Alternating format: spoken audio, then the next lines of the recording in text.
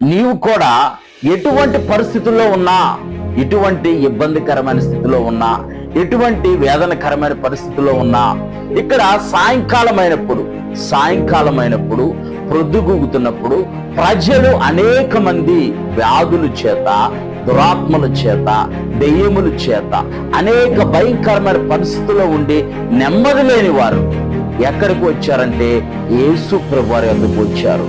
నువ్వు ఆయన వద్దకు వస్తే, ఆయన వద్దకు రావటానికి నేనేమి తీసుకురావాలని మీరు అడగొచ్చు.